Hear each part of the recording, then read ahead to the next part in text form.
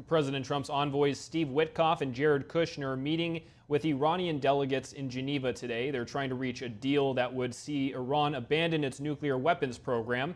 Trump has sent the USS Gerald R. Ford, the world's largest aircraft carrier, to the Mediterranean just near Iran. And this could be the last chance for diplomacy before possible U.S. military intervention.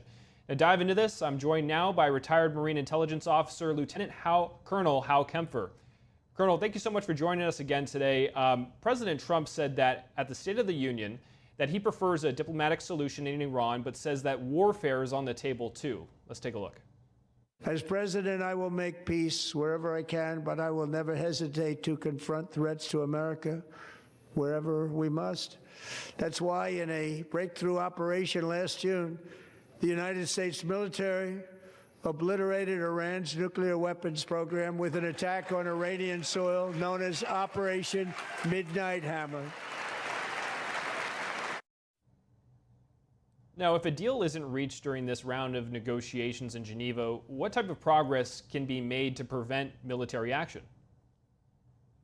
Well, Jack, it'll be difficult to. I think if we can't get a deal, I think military action is pretty much in the cards. We haven't had a buildup of military forces in the Gulf since of this size since really 2003, since we went into Iraq. So everything has moved out there. We've got 2 carrier task forces out there. The Gerald R. Ford is currently in the Eastern Mediterranean, as I understand. I don't know if it's going to make the Suez transit to get into position into the Arabian Sea, but it is within strike position of aircraft. But we have a tremendous amount of resources there. We pulled Fifth Fleet out of port in Bahrain. They are apparently underway. I don't know exactly where they're located, but they are underway, so they're operational.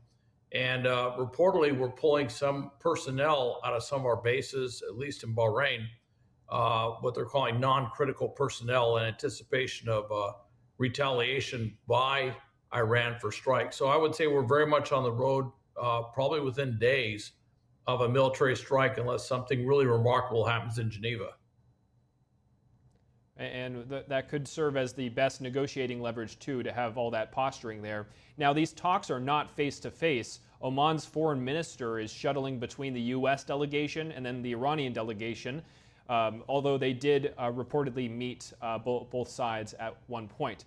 Now, Iran says that it wants to keep enriching uranium for energy, not for weapons. Trump says that they don't need nuclear energy. They have enough oil.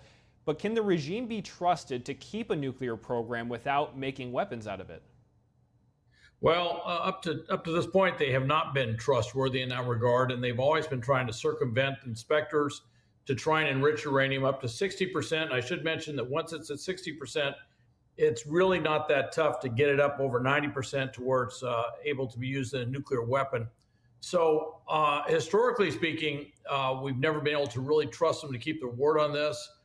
Certainly Israel would say you can't trust them to keep their word on this. And then, of course, the other thing that was mentioned in the State of the Union, that's been mentioned frequently, that's not clear if it's absolutely part of this discussion. Right now, in the discussions, we're talking about the uranium and the nuclear portion of this, but it's always been the ballistic missiles. And that is something that we may shoot for next. Certainly, President Trump made that very clear in the State of the Union. That's something he's looking at. So the question is, can we reach an agreement comprehensive enough to forestall military strikes? And that is a big question. And again, I'm somewhat dubious if we're going to be able to accomplish that. And we keep hearing about the nuclear program, but we don't hear as much about the ballistic missiles until recently. Yesterday, Secretary of State Marco Rubio has said that there are other threats Iran poses to the U.S. Let's take a look. They're not enriching right now, but they're trying to get to the point where they ultimately can. The other thing I would point you to, however, is that Iran possesses a very large number of ballistic missiles, particularly short-range ballistic missiles that threaten the United States and our bases in the region and our partners in the region. And all of our bases in the UAE, in Qatar, in Bahrain. Now, Colonel, President Trump has been outspoken against the Iranian regime's recent mass killings of protesters, but that doesn't appear to be the topic of these negotiations. Neither are they talking about these ballistic missiles.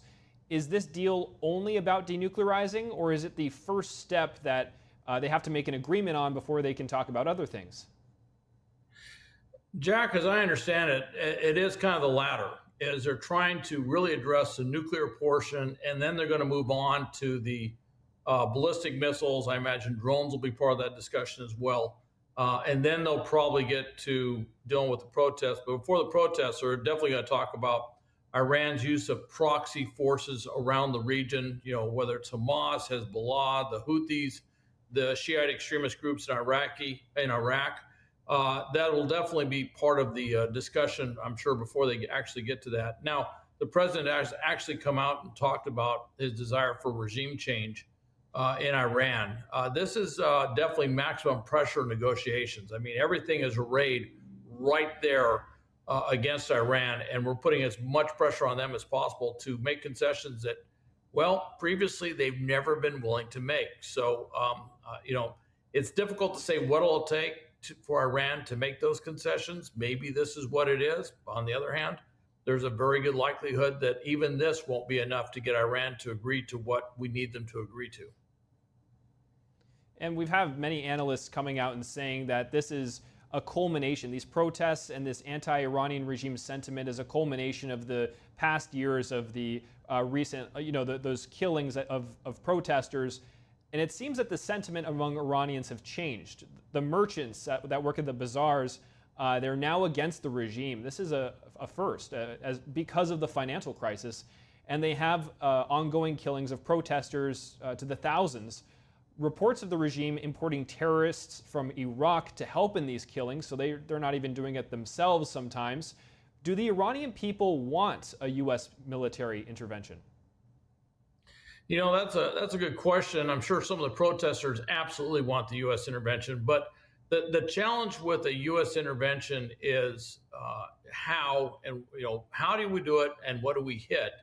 And what we want to do is to prevent our attacking the Iranian regime from stirring Iranian nationalism to the point that the protest movement gets completely undermined by a surge of Iranian nationalism that would rally around what the regime is. That's always been the problem. That gets into targeting, that gets into overall operational approach. So there's a lot of questions on that in terms of how we're going to be able to do that.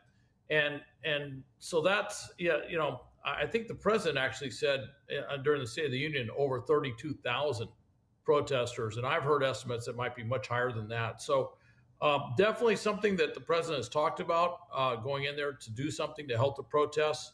But the question is, can we use our military might in such a way to enable them to then take control of the regime, to enable them to throw off the yoke of this autocratic theocracy?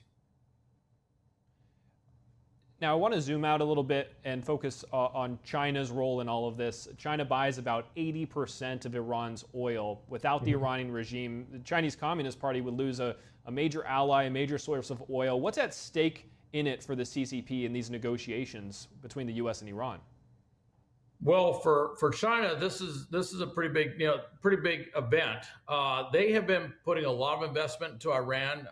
One could argue that they've kind of included Iran into the larger Belt and Road Initiative that they've been doing for years. But you're right, they import about 80% of the Iranian oil. A lot of other oil they import also goes through the Strait of Hormuz, which could be potentially cut off if Iran surged its naval capability, both symmetric and asymmetric, in order to cut off that vital waterway. So that's a big concern. And you have to remember the other side is they just lost access to Venezuelan oil. We now control whatever Venezuelan oil China gets. And that was another, not as certainly as big by any means as what they get from Iran, but a significant amount of oil they get from that. Iran imports about 11.1 million barrels a day. They only produce about 4.3 million barrels per day of oil in China. Sorry, it's Iran. China imports 11.3. They only produce about 4.3. So you can see that imported oil is absolutely critical to the Chinese economy. So yes, they are looking at this very, very closely. And you can imagine they're trying to do whatever they can behind the scenes to support the regime to maintain access to that oil. Yeah, so we'll be watching closely. Lieutenant Colonel Hal Kempfer, thank you very much for sharing your insights with us today. Really appreciate it.